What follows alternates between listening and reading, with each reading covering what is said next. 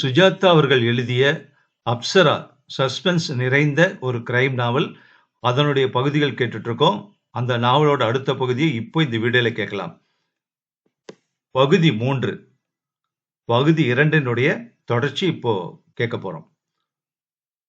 Dive அடிப்பதில் Karnataka மாநிலத்தில் 2வது ஆளான பிரபாகரன் உச்சிக்கு சென்று டைவிங் போர்டில் நின்றான். தன் 2 கைகளையும் ஒன்று சேர்த்து கூர்மைப்படுத்திக் கொண்டு ஒரு துள்ளு துள்ளி அம்பு போல் நீரில் பாய்ந்தான். ஒரு திவலை கூட தெரிக்காமல் மிக அருமையாக உள்ளே சென்றான். ஆரம்ப வேகத்தில் ஏறக்குறைய தண்ணீரின் அடிமட்டத்துக்கே சென்றுவிட்ட அவன் கைகளில் ஏதோ பட்டது. கண்களை திறந்தான். ஒரு பள்ளிக்கூடத்து பெண் வாய் திறந்து அவனை வெற்று பார்வை பார்த்து கொண்டிருந்தாள். பிரபாகரன் தண்ணீருக்குள் அலறினான். இந்த பொண்ணை நான் பார்க்கவே இல்லைங்க. எப்ப உள்ள வந்தது? அதுவும் நான் பெண்களை அனுமதிக்கிறதே இல்லையே. பெண்களுக்குன்னு தனி நேரமாச்சே. யூ சி இன்ஸ்பெக்டர் என்று கேட்டார் அந்த கிளப்பின் உரிமையாளர். எப்படியா உள்ள வந்தது? நீ வாசல்ல தானே நின்னுகிட்டு இருந்த? ஆமா சார். அதை விட்டு விலகவே இல்லல்ல? இல்ல சார். சரியா ஞாபகப்படுத்தி சொல்லு. சத்தியமா ஸ்விம்மிங் பூல் திறந்ததுல இருந்து நான் அங்கேயே தான் நின்னுகிட்டு இருந்தேன். இந்த பொண்ணு உள்ளே போயிருக்க முடியாது. இது சத்தியம். அதுக்கு முன்னாலதான் நான் பூட்டி இருந்தனே. பூட்டி சாவி எங்கிட்ட தானே இருக்கு. இந்த வழி இல்லாம வேற வழி ஏதாவது இருக்கா? இல்ல, இது ஒரு வழிதான். மத்ததெல்லாம் அடைச்சிருக்குது அல்லது சுவர் இருக்கும். இந்த பொண்ணு எப்படி? நான் திறக்கவே இல்லையே கேட்ட. எலக்ட்ரீஷியன் வந்தப்ப கூட மத்தியானம் ஒரே ஒரு தடவை திறந்துட்டேன். அவன் வந்து ரிப்பேர் செஞ்சுட்டு போனானே. எலக்ட்ரீஷியன் என்ன வளர்ற? எலக்ட்ரீஷியன் முந்த நாள் வந்து பார்த்துட்டு போயிட்டாங்கல்ல என்று கேட்டார் அந்த உரிமையாளர். அததான் நானும் சொல்றேன் சார். அவன் அதன் பலனாக பல்பு மாத்த வந்திருக்கிறதா சொன்னான். இன்ஸ்பெக்டர் சார், இதுல ஏதோ வினோதமா இருக்கு என்றார் அதன் உரிமையாளர். உடனே இன்ஸ்பெக்டர், இதோ பார் சாமண்ணா, எலக்ட்ரீஷியன் வந்தன்னு சொல்றியே, அவனோட இந்த பொண்ணு வந்ததா? இல்ல சார், நிச்சயமா இல்ல. பல்ப போட வந்தான்னு சொல்றியே, கையில பல்ப பாத்தியா? அங்க இருக்கிறதெல்லாம் எப்படிப்பட்ட பல்பு தெரியுமா? உனக்கு ஹாலோஜன் லேம்ப் என்ன தெரியுமா உனக்கு? குருட்டு முண்டமே என்று அவனை திட்டினார் உரிமையாளர். ஜஸ்ட் அ மினிட் மிஸ்டர், அனாவசியமாக இந்த கிழமை மேல கோவப்படாதீங்க. பின் என்ன இன்ஸ்பெக்டர் சார், யாரோ எலக்ட்ரீஷியன் சொல்லிக்கிட்டு வந்திருக்கான், கதவை திறந்து விட்டுருக்கான். என்ன வாட்ச்மேன் நீ என்று மேலும் அவனை திட்டினார். பொறுங்க சாமண்ணா, நிச்சயமா தெரியுமா அந்த எலக்ட்ரீஷியனோட இந்த பொண்ணு வரலன்னு? சொல்லுங்க. நிச்சயம் தெரியும். அவன் ரிப்பேர் செய்யற போது நீ அவன் கூட தான் இருந்தியா? சாமண்ணா தயங்கினான். கூட இருந்தியா இல்லையா? சொல்லேண்டா. Shut up man. நான் கேள்வி கேட்டு இருக்கிற போது குறுக்க நீ ஏன் கத்துற? சாமண்ணா, போலீஸ்காரங்க கிட்ட பொய் சொல்லக்கூடாது. நடந்தது என்ன அப்படியே சொல்லிடு. எலக்ட்ரீஷியனை உள்ள அனுப்பிட்டு நான் சர்க்கிள் கிட்ட போய் ஒரு டீ சாப்பிட்டுட்டு வந்தேன். எத்தனை நேரம் போயிருந்த? வந்து ஒரு 10 நிமிஷம் இருக்கும். ஏன் 20 நிமிஷம் கூட இருக்குமா? யோசிச்சு இருக்கலாம் என்றார் Samanna. There you are mister Chandrasekhar. அப்போதுதான் இந்த விபத்து நிகழ்ந்திருக்கிறது இல்லையா? விபத்து இல்லை அது. அவள் புத்தகங்கள் மற்ற பொருட்கள் எல்லாமே இருக்கின்றன. கால் பூட்ஸை கூட கலற்றாமல் அப்படியே யூனிஃபார்ம் சகிதம் விழுந்திருக்கிறாள் அல்லது தள்ளப்பட்டிருக்கிறாள். சாமண்ணா, அந்த எலக்ட்ரீஷியன் எப்படி இருந்தா? சாமண்ணா யோசித்து யோசித்து சொன்னான். கண்ணாடி போட்டிருந்தான். கண்ணு ஒரு மாதிரி தெரிஞ்சது. சட்டை போட்டிருந்தான். கூலிங் கிளாஸ் இல்ல. நெஜ கண்ணாடி. அதை சுத்தி ஒண்ணுமே இல்ல. ஒட்ட வச்சா போல கண்ணாடி. கன்னடத்துல பேசலிங்க, தமிழ்ல தான் பேசினான். திரும்பி வர்றப்போ அவன் தலை நனைஞ்சிருந்தது. குளிச்சியான்னு கேட்டதுக்கு ஆமான்னு சொன்னான். நோட்டு புத்தக கடைக்காரர் இன்ஸ்பெக்டரிடம் சொன்னார். இந்த பொண்ணு அடிக்கடி நம்ம கடைக்கு வந்து சுயிங்க வாங்கும், நோட்டுகள் வாங்கும். இன்னைக்கு நோட்டு வாங்கிட்டு ரோடு கிராஸ் பண்றப்போ ஒரு நீலச்சட்ட ஆளு அவளை பார்த்து பேசிக்கிட்டு இருந்தான் என்று கூறினான். பக்கத்தில் நின்ற பெண்ணை பார்த்து இன்ஸ்பெக்டர் கேட்டார், உன் பேரு? கீதா ஷா. விசும்பல். கீதா, பயப்படாத, அழாத. அழாம கொஞ்சம் இன்ஸ்பெக்டர் அங்கிளுக்கு பதில் சொல்றியா? விசும்பல். மேலும் விசும்பல். Yes uncle. காலையில உங்களை பஸ் ஸ்டாண்ட்ல பார்த்தவன் எப்படி இருந்தான்? நிறைய தலைமயிர் வச்சிருந்தான். ரிம்லெஸ் கண்ணாடி போட்டிருந்தான். அவனுடைய பற்கள் சரியாவே இல்ல. நீல நிறத்துல அரக்கை சட்டை போட்டிருந்தான். பிரேமாவோட வீட்டு விலாசத்தை காட்டி அங்க போறதுக்கு பிரேமாவையே வழி கேட்டான். Good girl. உங்க பஸ்ல ஏறிக்கிட்டானா? நான் பார்க்கல. ஏப்ரல் மாசத்துல 62 கொலைகளும் 12 கொள்ளைகளும் 21 திருட்டுகளும் 666 வீட்டு கொள்ளைகளும் 1309 சாதாரண திருட்டுகளும் 15 போலி நோட்டு போலி காசு அடித்தலும் தெரிவிக்கப்பட்டன என்றார் இன்ஸ்பெக்டர் ஜெனரல். நிருபர்களுக்கு பதில் கூறுகையில், சென்ற வாரம் கப்பன் பார்க்கில் நிகழ்ந்த பெண்ணின் கொலை இன்னும் கண்டுபிடிக்கப்படவில்லை என்றும் போலீசுக்கு மிக மெல்லிய தடயங்களே அகப்பட்டுள்ளன என்றும் 2 தினங்களுக்கு முன் கார்ப்பரேஷன் நீச்சல் குளத்தில் விழுந்து இறந்த பள்ளி சிறுமியின் மரணம் ஒரு விபத்து என்றும் சொல்வதற்கில்லை என்றும் சொன்னார். ஆனால் அதற்கும் முந்தின கொலைக்கும் சம்பந்தம் இருப்பதாக இன்னும் எதுவும் தெளிவாக நிரூபிக்கப்படவில்லை என்றும் 2 சம்பவங்களும் தனித்தனியானவையே என்றுதான் தற்போது நம்புவதாகவும் சொன்னார். ஏனைய தேவையா, அசம்பிளியில் அவங்க நம்மளை பீச்சு வாங்கறதுக்குள்ள ஏதாவது நடந்தே ஆகணும். ஐஜி எப்படி ஜகா வாங்கியிருக்கார் பாத்தியா? சாமர்த்தியமா. அது என்னப்பா 2 கேஸுக்கும் சம்பந்தம்? எனக்கு என்னவோ அது ஏதோ சொல்ல முற்பட்டார். இல்ல சார், அருணாவோட கேஸ்ல அன்றைய தினம் அவள் வீட்டுக்கு எதிரில கடை வச்சிருந்தவன் ஒரு ஆசாமி அருணா வீட்டு விலாசத்தை விசாரிச்சுக்கிட்டு வந்ததா சொன்னான்.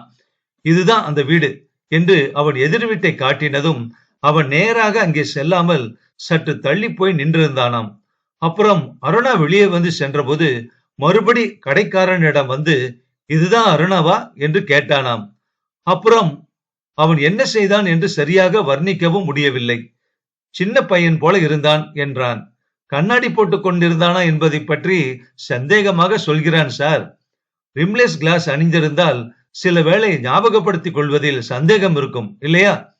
கமிஷனர் தன் கண்ணாடியை துடைத்துக் கொண்டு, ஐஜி என்னிடம் சொல்லிட்டாரு, டிடெக்டிவ்ல இருந்து ஒரு எஸ்பி வரப்போறார். போய்து மறுபடி முதல்ல இருந்து ஆரம்பிக்கணுமா? எதுக்காக? அப்படி எல்லாம் நடக்காது, நான் பாத்துக்கிறேன். நீயே எவ்வளவு கண்டுபிடிச்சிட்ட பாரு. தேவையாவுக்கு உள்ளூர சிரிப்பும் அழுகையும் வந்தது. கமிஷனர் தன்னிடம் பரிவு காட்டுவார், அவ்வளவுதான். அருணாவின் கேஸில் முன்னேறவே முடியவில்லையே. நிச்சயம் அதை உணர்ந்தார். ஒரு சுவரில் வந்து முட்டிக்கொண்டாகிவிட்டது. நிச்சயம்.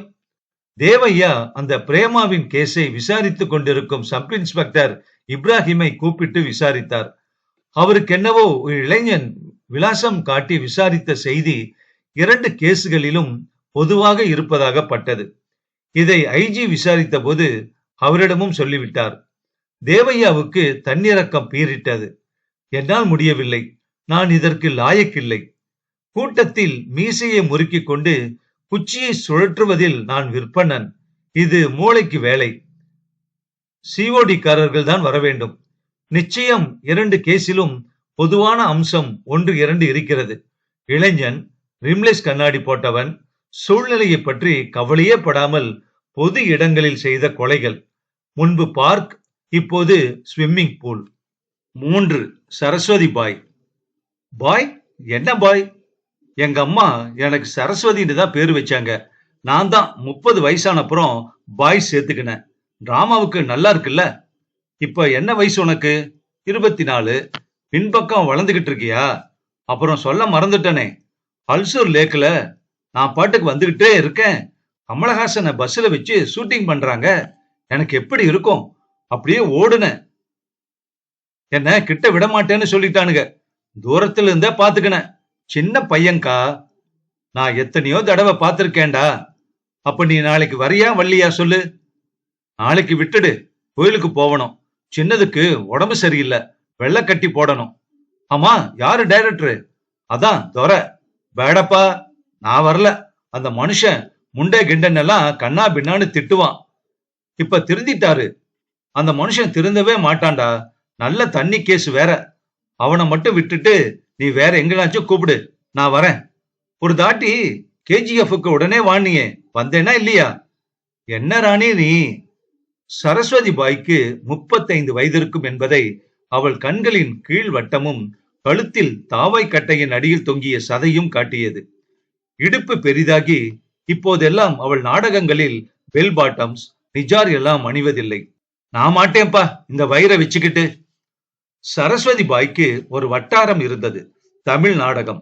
பெங்களூரில் இன்னும் பலர்.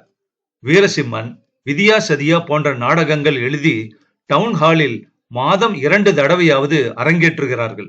இந்த நாடகங்களை எழுதுபவர்கள், இதில் நடிப்பவர்கள் எல்லாம் ஃபேக்டரி தொழிலாளர்கள், தையல் கடை வைத்திருப்பவர்கள், ரைஸ் மில் வைத்திருப்பவர்கள், ஷிப்ட் விட்டு வந்ததும் கனவு காண்பவர்கள். நாடு யார் நாடு? இது என்னையும் என் இளவல்களையும் சிறையிட்டு மன்னனாக்கிவிட்ட அமதியோ உனக்கு? வீரசிம்மா, உன்னை என் வீரவாள். இந்த நாடகங்களில் எல்லாம் கதாநாயகி சரஸ்வதி பாய். அவள் விசிட்டிங் கார்டு அடித்து வைத்திருக்கிறாள். கலாராணி சரஸ்வதி பாய், சினி ஆக்ட்ரஸ் என்று. பைரவா என்கிற கன்னட படத்தில் ஒரு கிராம பெண்ணாக ஒரு நிமிஷம் கிணறு இழுத்திருக்கிறாள். Cine actress. சரஸ்வதி பாய்க்கு 2 பெண்கள். இரண்டும் சின்ன சின்னதாக இரட்டை பின்னல் வைத்துக் கொண்டு பால்ட்வின் பெண்கள் கான்வென்ட்டில் படிக்கின்றன. சரஸ்வதி பாய் பாய்ந்து பாய்ந்து சம்பாதித்து அந்த விலை உயர்ந்த கான்வென்ட்டில் தான் படிக்காத பாடங்கள் தன் பெண்கள் படித்து அவை பேசும் புரியாத இங்கிலீஷில் மயங்குகிறாள். பஸ் பிடித்து எங்கேயோ ஒத்திகைக்கு சென்று, சேகர், உங்க காலில் விழுந்து கெஞ்சுறேன், என்னை ஏத்துக்கோங்க, என்னை கைவிட்டுறாதீங்க சேகர், கைவிட்டுறாதீங்க என்று எவனோ பரதை பயல்களின் சாக்ஸ் நாரும் கால்களை எல்லாம் பிடித்து கெஞ்சி விட்டு மசால் தோசையும் மண் போன்ற காஃபியையும் குடித்துவிட்டு வீட்டுக்கு இரவு 10 மணிக்கு வந்து, தூங்கிடுச்சா? தூங்கிடுச்சுக்கா. என்ன கேட்டுச்சா? ஆமாக்கா, அம்மா எப்ப வருவாங்கன்னு தாரணி தான் கேட்டுச்சு. அம்மானுச்சா இல்ல மம்மினுச்சா? பொய் சொல்ற நாயே நீ. இட்லிக்கு அரைச்சு வச்சியா? சரஸ்வதி பாய்க்கு புருஷன் என்று ஒருவன் இருந்திருக்க வேண்டும். இல்லை என்றால் எப்படி இந்த 2 பிறந்திருக்கும்? இப்போது சரஸ்வதி பாயுடன் இருப்பவன் அவள் புருஷனா வேலைக்காரனா என்று சொல்ல முடியாது. சில நாட்கள் வராந்தாவில் படுத்துக் கொள்வான். சில நாட்கள் காணாமல் போய்விடுவான். சில நாட்கள் அவனை கண்ட்ரி லிக்கர் ஷாப்பில் பார்க்கலாம். 10 மணிக்கு நட்ட நடு ரோட்டில் லகரத்திலேயே பெரும்பாலும் பேசிக்கொண்டு கதவை தட்டுவான். சில நாட்கள் சலூனுக்கு போய் ஒட்ட வெட்டி கொண்டு வினோலியா ஸ்னோ தடவி கொண்டு சரஸ்வதி பாயுடன் தெருவில் நடந்து செல்வான். கணவன் இல்லை, காதலன் இல்லை, காவல்காரன் இல்லை. இது எல்லாவற்றிலும் கொஞ்சம் கொஞ்சம் சேர்ந்த ஓர் ஒட்டுயிர் உண்ணி. எங்க கோபால்சாமி? கடைக்கு போயிருக்குது மீனு வாங்க. அப்ப நாளைக்கு வரமாட்டீங்க? எத்தனை தடவை சொல்றது?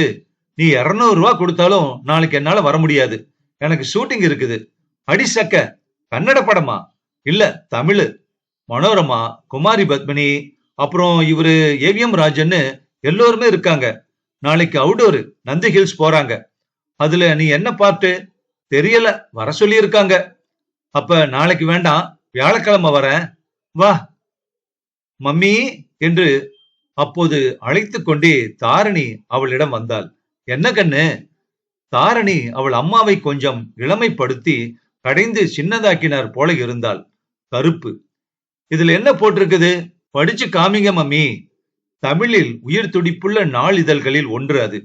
அதில் வரும் கடத்தல் ராணி என்கிற படக்கதை.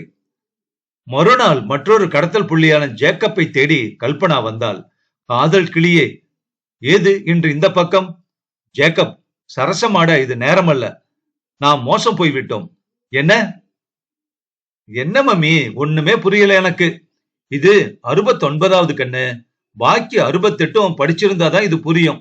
போ, நீ போய் கோக்கு சாப்பிடு. அவள் சினுங்கிக் கொண்டே சென்றாள். சரஸ்வதி பாய் மெதுவாக அந்த பத்திரிகையை மேய்ந்தாள். இளம் பெண் சாவு. நீச்சல் குளத்தில் விழுந்தாள். பெங்களூர், மே 14. பெங்களூர் ராஜ்மஹல் எக்ஸ்டென்ஷனில் வசிக்கும் பிரேமா என்கிற இளம்பெண், வயது 14, பாசியம் வட்டத்தில் தன் பள்ளிக்கு அருகே உள்ள நீச்சல் குளத்தில் பிணமாக கிடந்தாள். இது பற்றி தகவல் அறிந்த police inspector Ibrahim, sub inspector Byrappa சம்பவம் நடந்த இடம் சென்று பிணத்தை கைப்பற்றி விசாரணை நடத்தினார்கள். விசாரணையில் அவள் நிமிர்ந்து பார்த்தாள். யார் வேணும் உங்களுக்கு? எதிரே நின்று கொண்டிருந்தவனுக்கு சுமார் 23 வயது இருக்கும்.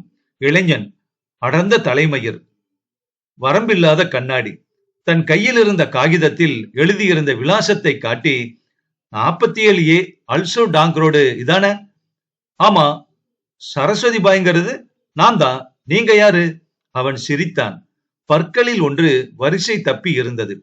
உங்களதான் பார்க்க வந்தேன். சக்திவேல் அனுப்பிச்சாரா? டிராமா விஷயமா? சக்திவேலு? சக்திவேலு. ஆமா, சக்திவேலு தான். என்னைக்கு டிராமா? நாளைக்கு. நாளைக்கா? டிராமாவா ரிகர்சலா? ரிகர்சல் தான். நாளைக்கு என்னால வர முடியாதுன்னு சொல்லிடுங்க. நாளைக்கு எனக்கு ஷூட்டிங் இருக்குதுங்க. ஷூட்டிங்கா? ஆமா, நந்தி ஹில்ஸ் போறோம். அவுட்டோர். காலையில போனா சாயங்காலம் தான் வருவோம். அவன் முகத்தில் ஏமாற்றம் தெரிந்தது. அவன் சரஸ்வதி பாயையே பார்த்து கொண்டிருந்தான்.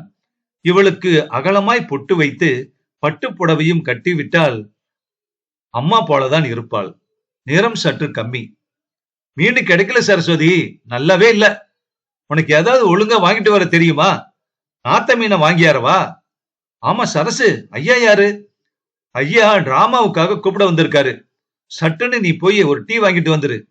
உயரம், வட்ட முகம், சப்பை மூக்கு. ஆம், எல்லாமே அம்மாதான். உட்காருங்க. தாரணி, ராகினி 2 பேரும் கையில் காமிக் சகிதம் வந்தார்கள். ரெண்டுமே என் பொண்ணுங்க. Good evening uncle. Good evening uncle. Good evening. அப்ப நான் இன்னொரு சமயம் வர்றனே. நாளைக்கு நந்தி ஹில்ஸ் போறீங்களா? ஆமா, இருங்க, டீ கொண்டு வர போயிருக்காரு. அந்த பெண்கள் காலால் காலை சொரிந்து கொண்டு ஒருவரை ஒருவர் பார்த்து கொண்டு நின்று கொண்டிருந்தனர். கான்வென்ட்ல படிக்குதுங்க ரெண்டுமே. என்னடி வெக்கம்? அங்கிள் கிட்ட இங்கிலீஷ்ல பேசுறி. அவர்கள் மறுபடி ஒருவரை ஒருவர் பார்த்து கொண்டு சிரித்துக் கொண்டார்கள். என்னை பார்த்து சிரிக்கிறார்கள். ஒரு நிமிஷம் அவர்கள் மேல் பெரிய கோபம் வந்தது அவனுக்கு. சுற்றிலும் பார்த்தான். தமிழ் பத்திரிகைகள், எம்ப்ராய்டரி போட்ட கிளி. தாரணி தான் போட்டிருக்கு. நல்ல படம் வரையும். சின்னதுக்கு பாட்டுல தான் ஆசை. நான் போகட்டுமா என்று கண்களால் கெஞ்சினர் அந்த பெண்கள். போ என்று அதட்டினாள். இருவரும் காணாமற் போயினர். நீங்க வேலையில் இருக்கீங்களா? ஆமா. என்ன வேலை? ஒரு கம்பெனியில. கவர்மெண்ட்டுங்களா? இல்ல, பிரைவேட். பிரைவேட்ல தான் நல்ல சம்பளம் தராங்க. நான் கூட இந்த பொண்ணுங்களை டாக்டருக்கோ இன்ஜினியருக்கோ படிக்க வைக்க போறேங்க. எனக்கு தான் ஒண்ணுமில்லாம ஆக்கிட்டாங்க எங்க அப்பா அம்மா. இதுங்களையாவது நல்லா கவனிச்சுக்கலாம்னு பாக்குறேன். எத்தனை டிராமால நடிச்சிட்டேன். 500 இருக்கும்னு தோணுது. 18 வயசுல இருந்து நடிக்கிறேன். இப்பதான் சினிமால கொஞ்சம் சான்ஸ் வருது. தட்டு தூக்குற பொண்ணு, ஆஸ்பத்திரியில நர்ஸு, இப்படி. ஆமா, சக்தி வேலை எப்படி தெரியும் உங்களுக்கு? சக்தி என்று அவன் சந்தேகமாக ஆரம்பிக்க டீ வந்தது. பிளாஸ்க் நல்லா இல்ல. டீ ஆறிப்போச்சு சரசு. அவன் பருகிக் கொண்டே நேர் பார்வை பார்த்து கொண்டு, ஆரம்பமே தப்பு. என்ன ஆரம்பம்? என்னுடைய ஆரம்பம். அம்மாவின் ஆரம்பமா? அப்பாவின் இந்த உலகமா? மேஜையில் கிடந்த வர்ண பத்திரிகையின் பின்பக்கத்தில் எல்பார் ஸ்டவ் புதிர். கழிப்படையுங்கள். நட்சத்திரங்களின் பெயர்களை கண்டுபிடியுங்கள். குறுக்கெழுத்து போட்டி. கண்டுபிடியுங்கள். கண்டுபிடியுங்கள். அப்சரா. ஷியாம் சுந்தரின் கையை குலுக்கினார் தேவையா. சொல்லுங்க, நீங்க இதுவரைக்கும் கண்டுபிடிச்சதே கணிசமானது உண்டு. அதுக்காக நான் உங்களை கங்கராச்சுலேட் பண்றேன். ஆள் யாருன்னு கண்டுபிடிக்கலையே சார். அவ்வளவு சுலபத்துல கண்டுபிடிக்க முடியாது தேவையா. மோட்டிவ் இல்ல பாருங்க. இத கமிஷன் கிட்ட சொல்லுங்க சார். என்னவோ ரொம்ப ரொம்ப கோபத்துல இருக்காரு. டிடெக்டிவ் உதவி இல்லாம கண்டுபிடிக்க முடியலன்னு. நீங்க என்னவோ எங்க டிபார்ட்மெண்ட்டை தனியா பிரிக்க நினைக்கிறீங்க. அதுதான் தப்பு. இல்ல சார், நான் அப்படி நினைக்கல. எங்க எஸ்பியும் ஏசியும். விடுங்க அதையெல்லாம். நம்மளை பொறுத்த வரையில we are in the same game. நான் உங்களுக்கு உதவி பண்றேன், அல்லது நீங்க எனக்கு உதவி பண்றீங்க. எப்படி வேணும்னா வச்சுக்கோங்க. ஷியாம் சுந்தரை தேவையாவுக்கு பிடித்து போய்விட்டது. சின்னவனாக வத்தலாகத்தான் இருந்தான். புஜங்கள் வலிமையாக இருந்தன. ஜிம்னாசியம் போகிறான் போலும். யூனிஃபார்ம் அணியாததால் அவனை பார்த்தால் ஒரு போலீஸ் ஆபீசர் என்று நினைத்து பார்க்க கூட முடியாது. மெல்லிய ரோஸ் நிற உதடுகள். சிகரெட் குடிக்க மறுத்தான். தேவையா, இந்த கேஸ்ல முதல்ல எனக்கு படுறது காரணமற்ற தன்மைதான். 2 கேஸ்லயும் இது ஒரு பொதுவான அம்சமா இருக்கு. 2க்கும் சம்பந்தம் இருக்குன்னு நிச்சயம். அதுல சந்தேகம் இல்ல. 2லயும் ஒரு இளைஞன் வந்து விலாசம் விசாரிச்சிருக்கான் சார். ரிம்லெஸ் கண்ணாடி போட்டிருந்திருக்கான். ரெண்டும் பொது இடத்துல செய்யப்பட்ட கொலைகள். மிக முக்கியம் அது. ரெண்டுக்கும் காரணமே இல்ல. அருணாவை வெறுக்கக்கூடியவங்க யாருமே இல்ல. எல்லாரிலையும் விரும்பப்படுற அழகான பொண்ணு. பிரேமா வெல் 13 வயசு, சின்ன பொண்ணு. இவ்வளவு போய் எதுக்காக கொல்லணும்? எதுக்காக? அத கண்டுபிடிச்சிட்டா ஆளை கண்டுபிடிச்சிடலாம். இருவருக்கும் பொதுவா ஏதாவது இருக்கிறதான்னு கூட பாத்துட்டேன் சார். ஆஹா, இருவரும் பெண்கள்ங்கிறத தவிர வேறு சம்பந்தமே இல்ல. எதற்காக ஓர் இளைஞன் ஒரு பெண்ணை பார்க்கில் தொடர்ந்து மிகவும் துணிவுடன் அவன் சுலபமாக அகப்பட்டிருக்கலாம். மாலை வேளை ஜன நடமாட்டம் இருக்கும்போது கத்தியால் குத்திவிட்டு சென்றிருக்கிறான். பல நாட்கள் கழித்து மற்றொரு பேட்டையின் மற்றொரு பள்ளி சிறுமியை தொடர்ந்து நீச்சல் குளத்தில் அழுத்தி சாகடிக்கிறான். இரண்டுக்கும் காரணமே இல்லை. பணம் இல்லை, நகை இல்லை, விபரீத ஆசைகள் இல்லை, கற்பழிப்பு இல்லை. ஏன்? வேறு என்ன? அப்சரா என்ன அர்த்தம்? இந்த காகிதத்தை நான் ஒரு நாள் முழுசும் யோசிச்சேன் சார். அப்சரா அப்சரான்னு 2 தடவை எழுதியிருக்கு. அது முக்கியம் இல்லைன்னு படுது எனக்கு. அப்சராங்கிறது என்னன்னு நாம கண்டுபிடிக்கிறத விட காகிதம் எங்கிருந்து வந்திருக்குங்கிறத பத்தி நாம கண்டுபிடிச்சா அது ரொம்ப உபயோகமா இருக்கும் என்றார் தேவையா. அந்த காகிதத்தை திருப்பி பார்த்தார் ஷியாம் சுந்தர். கோடுகள், வெறும் கோடுகள். ஸ்டேஷனரி, புக் பைண்டர், புத்தகங்களுக்கு ரூல் போடுறவர், சில அச்சகங்கள் எல்லா இடத்துலயும் விசாரிச்சுட்டேன். அவங்களுக்கு சொல்ல தெரியல என்றார் தேவையா. ஏதோ ஒரு ஃபார்ம் மாதிரி தெரியுது. ஏதோ ஒரு ஃபாரத்துல இருந்து கிழிந்த காகிதத்துல எழுதியிருக்கான். தலையே இல்லாம, வாளே இல்லாம, வெறும் கோடுகள். இந்த கோடுகள்ல ஒண்ணு கவனிச்சீங்களா? 6ஆக பிரிச்சு ஒரு இடைவெளி, அப்புறம் 7 தனி, அப்புறம் 4 4ஆக பிரிச்சு ஒரு இடைவெளி. இதுக்கெல்லாம் என்ன அர்த்தம்? ஹலோ சோமப்பா. ஏன் சார், பெரிய கான்ஃபரன்ஸா? நான் அப்புறம் வரட்டுமா? இல்ல, நீங்க இருங்க. சோமப்பா ஒரு ஸ்பெஷல் ஆபீசர். என்ன, ஏதாவது கண்டுபிடிச்சீங்களா என்று கேட்டார் சோமப்பா. கப்பன் பார்க் கேஸ் தானே? ஆஹா, மண்டைய போட்டு உடைச்சுக்கிட்டோம். தலை தின்னுது இந்த கேஸ். சோமப்பா, நீங்க தான் கம்ப்யூட்டர்னு ஸ்பெஷலா ஜப்பானுக்கு ட்ரைனிங் எல்லாம் போயிட்டு வந்தீங்களே. 2 3 தடயங்கள் கொடுக்கறேன். அதை வச்சுக்கிட்டு நீங்க வாங்க போகிற கம்ப்யூட்டர் யாருன்னு கண்டுபிடிக்குமா? கம்ப்யூட்டர் பத்தி நீங்க எல்லாம் தப்பு அபிப்பிராயம் வச்சிட்டு இருக்கீங்க. அது ஒரு வசீகரமான முட்டாள். நாம் ப்ரோக்ராம் பண்ணுனதை தான் அது செய்யும். சட்டுன்னு செஞ்சிரும். அதுக்கு மேல ஒரு இம்மி அளவு கூட அது செய்ய முடியாது. சரி, உங்கள் தடயங்கள் தான் என்ன? எனக்கு தான் சொல்லுங்களேன் என்றார் சோமப்பா. மகானுபாவன் நிறைய விரல் அடையாளம் விட்டு போயிருக்கான். அத பத்தி அவன் கவலைப்பட்டதாவே தெரியல. விரல் ரேக ஆசாமிகள் இந்த ரேகைகள் அவங்களுடைய முந்தைய ரெக்கார்டுகள்ல இல்லைன்னு சொல்லிட்டாங்க. முதல் தடவை குற்றம் செய்யறவன் அப்படின்னு. அப்புறம் அப்சரான்னு எழுதின காகிதம் ஒண்ணு அந்த பெண்ணோட பக்கத்துல கிடந்தது. அதுலயும் மிக மெலிதா அவனுடைய விரல் ரேகைகள் பதிந்து இருக்கிறத ஊர்ஜிதப்படுத்திக்கிட்டோம். அப்சராவுக்கு என்ன அர்த்தம்னு தெரியாது. அதை விட இத பாருங்க, இதோட பின்னாடி பக்கத்துல கட்டம் கட்டமா போட்டிருக்கிறத எங்களுக்கு ஒண்ணுமே புரியல. என்ன இது? சோமப்பா அந்த காகிதத்தை திருப்பி திருப்பி பார்த்துவிட்டு சந்தோஷத்தில் கத்தினார். என்னது? என்ன கேட்டிருந்தா அப்பவே சொல்லி இருப்பனே. ஷியாம் சுந்தர் குற்றவாளி கம்ப்யூட்டரோட சம்பந்தப்பட்டவன். அப்படியா? எப்படி சொல்றீங்க? இந்த கோடுகள் தான். இது கம்ப்யூட்டர்ல ப்ரோக்ராம் எழுத உபயோகப்படுத்துற கோடிங் ஷீட். நான் ட்ரைனிங் அதுல தானே எடுத்திருக்கேன். கோபால் ப்ரோக்ராம் எழுத உபயோகிக்கப்படும் கோடிங் ஷீட்ல இருந்து கிழிக்கப்பட்டிருக்கு இது. ஷியாம் சுந்தர் தேவையாவை பார்த்தார். அப்பா, இப்போதுதான் கொஞ்சம் உறுதியான தெளிவான தடயம் ஒண்ணு அகப்பட்டிருக்கு. தேங்க்யூ சோமப்பா. பெங்களூர்ல எவ்வளவு கம்ப்யூட்டர்கள் இருக்கு? ஒரு 20 இடத்துல இருக்கும்னு நினைக்கிறேன். என்கிட்ட பட்டியல் இருக்கு. முதல்ல பெரிய கம்ப்யூட்டர்கள் இருக்கும் இடத்த விசாரிங்க. கோபால்ங்கிறது சாதாரணமா பெரிய பிசினஸ் கம்ப்யூட்டர்கள் தான் உபயோகிப்பாங்க. ஷியாம் சுந்தருக்கு உடல் புல்லரித்தது. தேவையா, நாம நம்ம தேடலோட முடிவுக்கு வந்துட்டோம். அல்லது முடிவோட ஆரம்பத்துக்கு. எப்படி சொல்றீங்க? எனக்குள்ள ஒரு பட்சி சொல்லுது. கம்ப்யூட்டர்களே, இதோ நாங்கள் வருகிறோம். அங்கே அவனுடைய அலுவலகத்தில் குடித்துக் கொண்டிருந்த சிகரெட்டை அணைத்தான் அவன். டிராயரை மூடினான். மேஜையில் இருந்த காகிதங்களை தற்காலிகமாக ஒரு ஃபைலுக்குள் வைத்தான். மணி என்று கூப்பிட்டான். மணி நிமிர்ந்து பார்த்தான். எங்க கிளம்புற?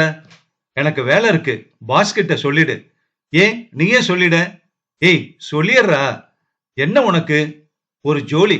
எங்க அம்மாவை பார்க்க போறேன். போன மாசம் நீ எவ்வளவு நாள் வேலைக்கு வரல தெரியுமா? என்னாச்சுடா உனக்கு? உன்னோட நடத்தையே ஒரு மாதிரி இருக்கு. இவ்வளவு சிகரெட் நீ பிடிச்சு நான் பார்த்ததே இல்ல. அப்புறம் நீ ரொம்ப இரலவெண்டா ப்ரோக்ராம் எழுதிட்டு இருக்க. நான் உன்னுடைய நல்லதுக்கு தான்டா சொல்றேன். ஏதாவது உடம்பு சரியில்லைன்னா டாக்டர் கிட்ட. Shut up. எனக்கு பொன்மொழிகள் வேண்டாம். நான் ராமகிருஷ்ணரின் உபதேசங்கள் அத்தனையும் படிச்சிருக்கேன். உபதேசம் கொடுக்க நிறைய பேர் இருக்காங்க. நான் ஒரு ப்ரோக்ராம் எழுத போறேன். அந்த சந்தர்ப்பத்துக்கு தகுந்தால் போல உபதேசம், உபச்சாரம் சொல்ல ஒரு கம்ப்யூட்டர் ப்ரோக்ராம். உடம்பு சரியில்லையா? கவலைப்படாதீர்கள், சரியாக போய்விடும். நவீன வாழ்க்கையில் பிளட் பிரஷர், ஹைப்பர் டென்ஷன் என்று எவ்வளவு வியாதிகள் நாம வரவழைத்துக் கொண்டவை தெரியுமா? மணி குறுக்கிட்டு ஆல்ரைட் கெட் லாஸ்ட் என்று கத்தினான். அவன் மணியின் அருகில் வந்து அவன் முதுகை தட்டி கொடுத்து, டேக் இட் ஈஸி, ஒரு நிமிஷம் உன்னோட டெலிபோனை நான் பயன்படுத்திக்கிட்டுமா என்று கேட்டான். நம்பரை சுழற்றிக் கொண்டு காத்திருக்கும் பொழுது மணியிடம் சொன்னான், my only certainty in life is that I shall one day die. KSRTC wrong நம்பரா? Okay Mani, goodbye. மாடிப்படிகளில் மெதுவாக நிதானமாக இறங்கினான். அந்த கட்டிடத்தை விட்டு வெளியில் வந்து பிளாட்பாரத்தில் நடந்தபோது ஒரு போலீஸ் ஜீப் கட்டட வாசலில் வந்து நிற்பதையும், அதில் இருந்து ஒரு போலீஸ் ஆபீசரும் சாதாரண உடை ஆசாமி ஒருவரும் இறங்கி உள்ளே செல்வதையும் அசுவாரஸ்யமாக பார்த்துவிட்டு சாலையை கடந்து எதிர்புறத்தில் நின்று முதலில் வந்த ஆட்டோவை நிறுத்தி அதில் உட்கார்ந்து கொண்டு, பஸ் ஸ்டேஷன் போப்பா என்று கூறினான். இந்த நாவலோட தொடர்ச்சி அடுத்த பகுதியில் கேட்கலாம்.